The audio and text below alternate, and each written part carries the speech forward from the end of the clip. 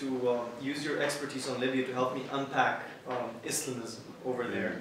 Now, the Muslim Brotherhood has long been represented by the Islamic Fighting Group, but then there has I actually disagree with that. Well, that's their version of the story.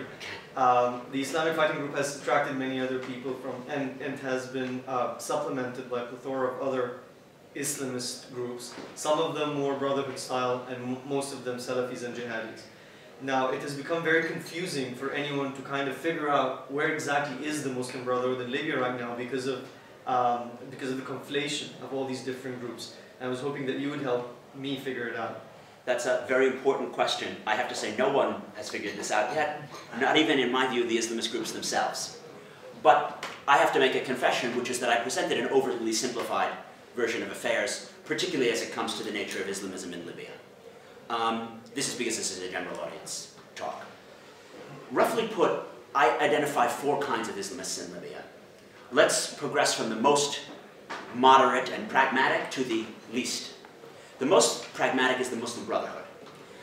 This group, as all of them, were banned by Gaddafi, but then they reconciled with him in the years of reform, when Saif al-Islam, Gaddafi's reformist UK-educated son, had what is called as the Great Reconciliation, and he brought the Islamist groups back into Libya. The Brotherhood stayed underground, but did not participate either in attempts to reform Libya or in attempts to undermine the Gaddafi regime. Today, they barely participated in the uprisings, but they did what Islamist groups and the Brotherhood do in Egypt, or Hezbollah does in Lebanon. They built social welfare, they created education and hospitals, and they became quite popular. They were the 2nd largest group electorally in the GNC. To date, this Muslim Brotherhood group has allied itself with the enemies of the central government, knowing that if this government fails, they will take power because they're the only other credible force electorally in the country. However, they were quite disturbed by events in Egypt, which you and I can discuss at a later moment. Now let's move on to the 2nd grouping. We might call this grouping the Libyan Islamic Fighting Group grouping. This was a movement which in the 1990s tried to overthrow militarily the Gaddafi regime. Most of them had trained in Afghanistan, many with bin Laden and others, in the jihad against the Russians. They had a guerrilla war in the 1990s which led to tens of thousands killed, but Gaddafi eventually won in Cyrenaica. The famous name here is Abdul Hakim Bilhaj. His attempt to turn the fight that they were successful at against Gaddafi in the 2011, but had failed in the 1990s, into electoral success backfired. Not a single member of the Libyan Islamic Fighting Group has been elected to the Congress because they became associated too much with Qatar. And they take too much money from Qatar, and the Libyan people consider them the Qatari party. And they're really blackballed out of the Libyan political process. Now we can move on to the 3rd group, the non-aligned Salafist group. They are not politically organized. There is no Salafi political party in Libya. There's no Noor party, essentially. A lot of independents, maybe about 10%, have Salafi-leaning tendencies. But this group does not want to govern Libya. They only want to impose their ideas about Islamic banking, certain ideas about the Sharia, and they're powerful enough that the main political leaders pander to them. This is why polygamy has been reinstituted in Libya after being banned by Gaddafi. Islamic banking has come into force. All non-Islamic banks have been banned, leading the credit and financial sector into great chaos in Libya. Sadly, this is the grouping that is most on the move.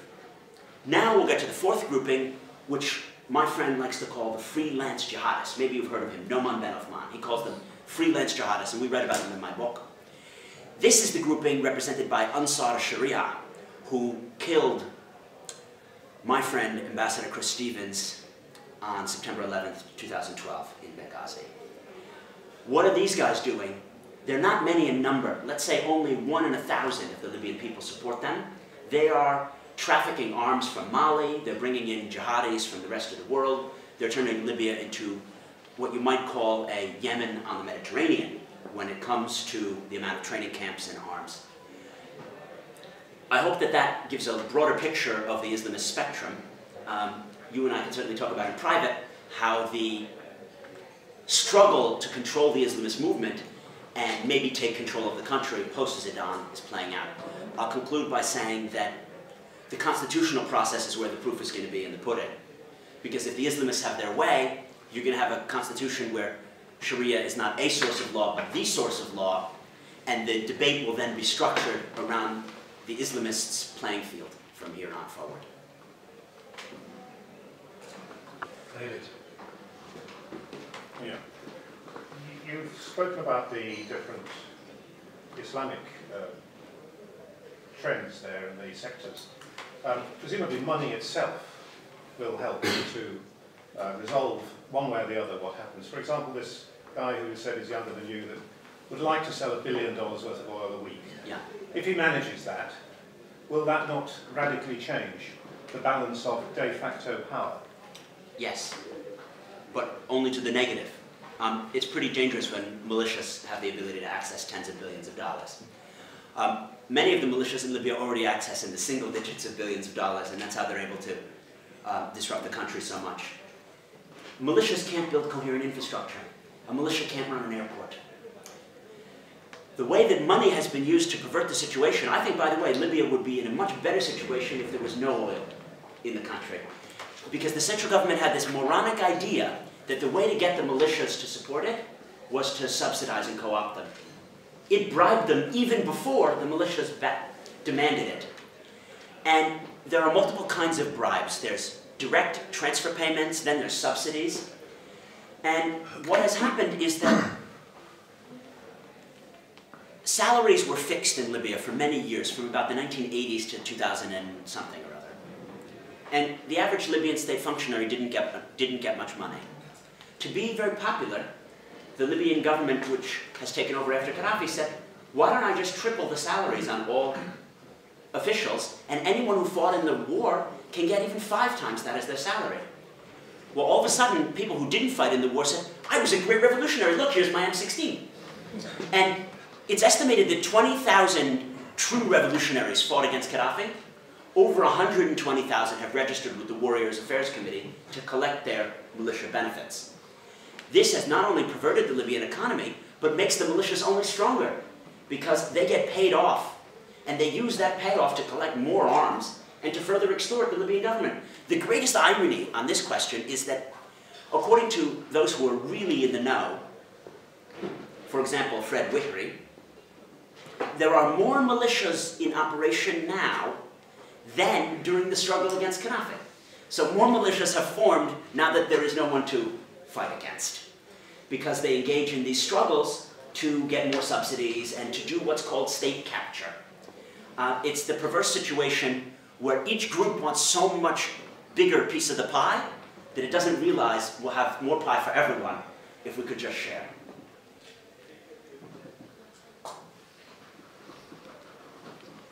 Thanks so much. This is absolutely fascinating.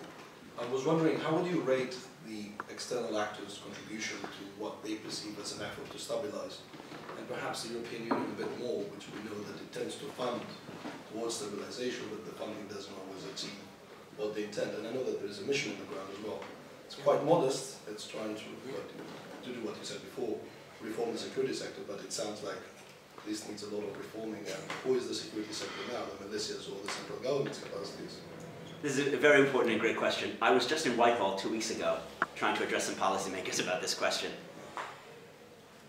I am of the belief that part of the problems that exist now are because outside actors didn't help enough. People had what might be called Iraq or Afghanistan syndrome. Oh no, we can't get involved in another intervention. And once we've not even really intervened, we intervened at 30,000 feet, well, it's the Libyans' war, they won it, they got the money, just let them do it. The irony is that Prime Minister El-Key and then Ali Zidane are crying out, all we want is capacity building programs. Please, send us people who can train me to run an office, people who can train me so that my staff can know English language, so that my staff can have access to best practices in the hospital sector. But of course the security situation isn't strong enough for private companies to provide this. I had wanted to have a greater Western capacity building presence. You mentioned UNSMIL. I think Ian Martin was quite good, the head of UNSMIL, and I have a lot of respect for him. But the international community didn't send a high-level envoy. Ian Martin is a good bureaucrat. In my view, what I would advocate to policymakers is the alarm bells are going off, and people reach out to me from Foggy Bottom and Whitehall and the Kendra said, because they know things are going, pear-shaped. We need a high-level engagement, someone like a Kofi Annan or a Lakhdar Brahimi, who's going to oversee a reconciliation process, not just throwing some money at vocational training, but what Libya needs, of course, is a South African-style Truth and Reconciliation Commission to get to the roots of the crimes of the Gaddafi regime, but also allow people to trust their neighbors. If there's no truth and reconciliation, you're afraid that your neighbor was a Gaddafi goon, and you don't trust him, and you won't let him run the water ministry, even though he's the only one who was capable. So this comes back to the outside actors. The Libyans don't have the capacities for a Truth and Reconciliation Committee. They don't have the capacity to run their own offices, sad as it is. And every time I'm on the ground there, Jason, go back, we want help, we want help. What can be done? I don't want anything to be imposed on the Libyans. I want to make this point super clear. I'm not an interventionist or an imperialist. This is the Libyans' battle to win or lose. It's not the battle of the West to win or lose. It would be great if the Emiratis and the Jordanians, not the Qataris because they're stigmatized in Libya, got together with America and France and the Turks, and we made a coalition which recapitulated the coalition that enforced the no-fly zone, because it's sink or swim in Libya. We're going to win together or we're going to lose together.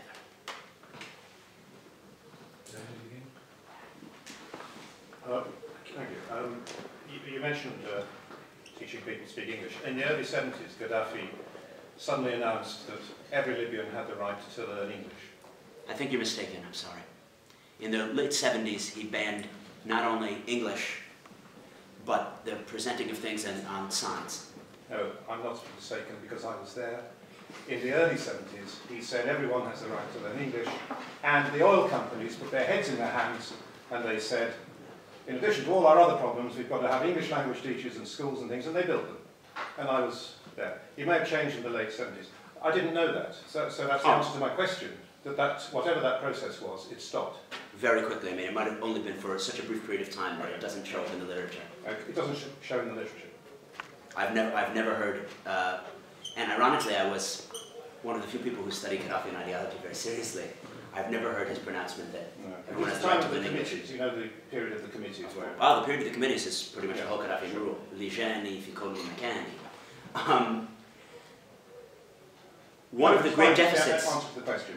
One of the great deficits in Libya is that of all the oil countries, it's the one with the lowest amount of English language.